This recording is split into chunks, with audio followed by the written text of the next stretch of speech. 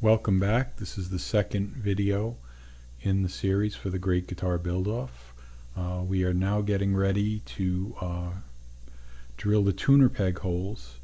Got to drill those before we cut the peg head to final thickness, and we have to do that before we shape it while we got a nice flat surface to use as a reference. So what I'm doing is I'm just marking the center holes. Moving on to the body,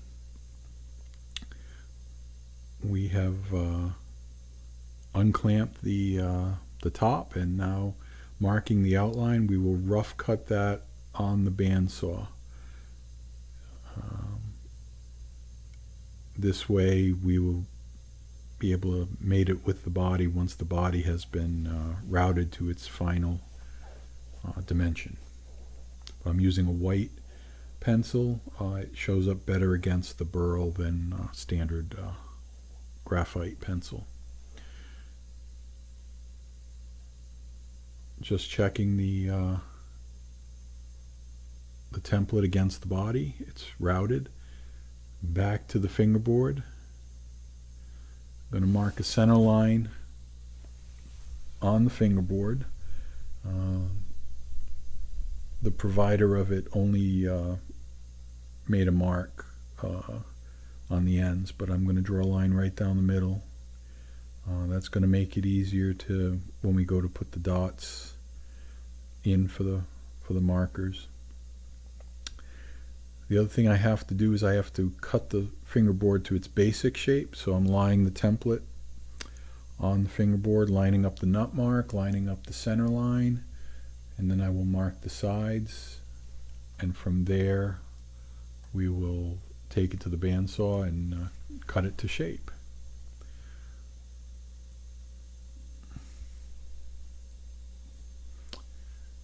Now we've got to cut out the peg head to bring it down. I had to cut about 1/4 of an inch off. Did that at the bandsaw, and now I'm using a handsaw to cut down to the bandsaw cut. I don't like to get my power tools too close to the final mark, so I'll usually finish things off with a handsaw when I can.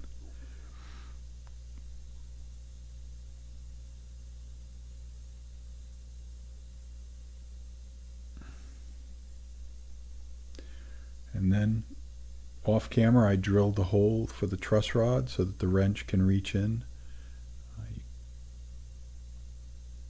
And I'm just making sure that the wrench will be able to go in and operate the truss rod. To glue the fingerboard on, I'm using staples. I put a couple staples in. Then what I do is I pry up one side and then cut it off slightly above the surface. It gives me a little point which I can use to align the fingerboard so when the glue is there it doesn't slide around and cause problems. So now you'll see the little point there. I will fit the fingerboard in place, lining up the nut mark and lining up the center line, and then pressing down to force those the ends of those staples into the wood of the fingerboard to leave a mark. I'll then take a drill with a tiny bit and drill out those marks.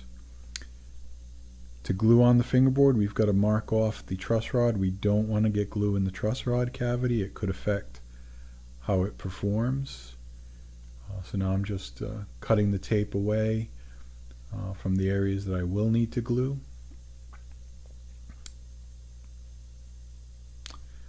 And we are applying the glue. Spread a little glue and then brush it so that it's a nice even coat. It's important that you don't have dry spots or places where you're going to be starved for glue, because it'll be a weak point in the fingerboard later on. But, yep, just a little bit of glue. I'm going to take the tape off.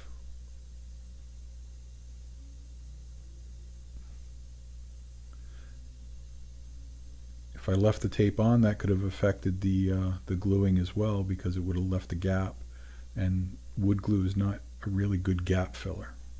So now we're just lining the board up with the marks, press it down, and as you can see, I've got some cawls lined up, and we're just clamping the cawls in place. The cawls allow it the pressure to be even across the radius of the fingerboard.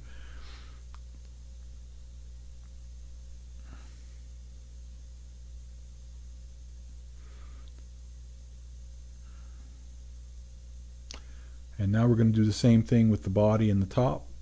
I'm going to put 3 staples in at various locations around. Again, pry them up, leave 1 pin standing, fit the top in place. And I made sure to put those staples in a place where I will not be routing down the road. Don't want to have your router hit a staple. And then once I'm sure it's in the right location, center lines lined up, overhang over all the spots. I'm going to press down on the staples and leave their marks.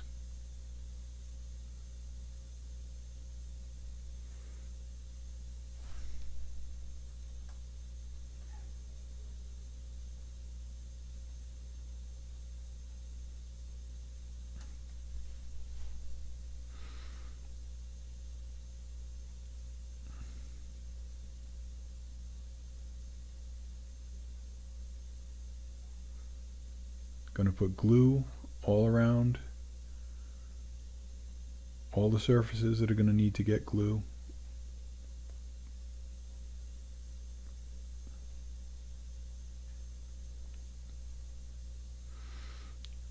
Spread it out nicely. A little squeeze out is good, and then we're just going to set it in place on the pins.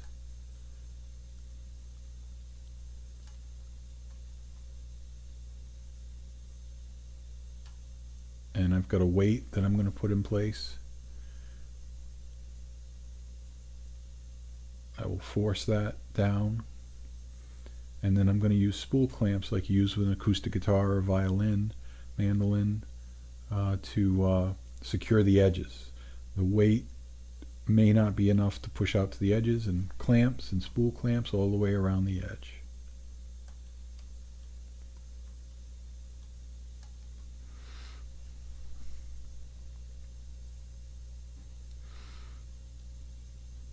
Let the glue dry overnight, and once it's dry, we're going to get back and take the clamps off, and then we're going to route the top to be even with the body, which has already been routed to the template. So we just got a pattern bit on there, and we're just going to go all the way around, being very careful not to chip out that veneer. And we were very fortunate here not to do that.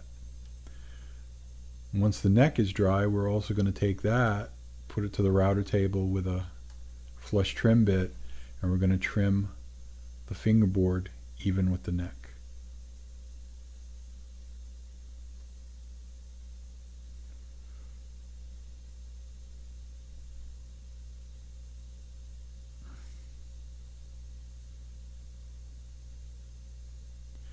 Once we've got that done, we had pilot holes drilled through the peg head for the tuners. We're now drilling the full-size holes. Now the first cut, we're going halfway. And what we're going to do is we're going to flip it around when that's done, and we're going to cut from the other side, and this allows us to avoid any chip out on the back of the peg head. No matter what I seem to do, even when I put a backer board, I don't always get a nice clean hole. But as you can see, now we've got a nice clean hole straight through. We also need to drill holes for the dots. I didn't do any kind of fancy inlay. I just did dots, which is traditional for a Telecaster. Sorry to be traditional, but just don't know any other way that I like a Telecaster. And side dots we've got to be done. So what I'm doing is I'm very carefully, I've marked them, and now I'm center punching them so that the drill bit doesn't wander. Don't want it to come up through the fingerboard. And now I just drill. It's a very, very shallow hole for the side dots.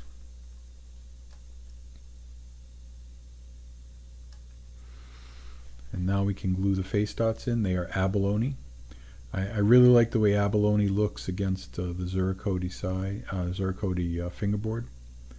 And I'm just putting a little super glue, pressing the dot in with my gloved hand, and then just tapping it with a wooden mallet to seat it. The dots are easy, and then the side dots are a little trickier. I'm using a needle nose plier to hold them while I dip them in a little pool of super glue, and then pressing them in place.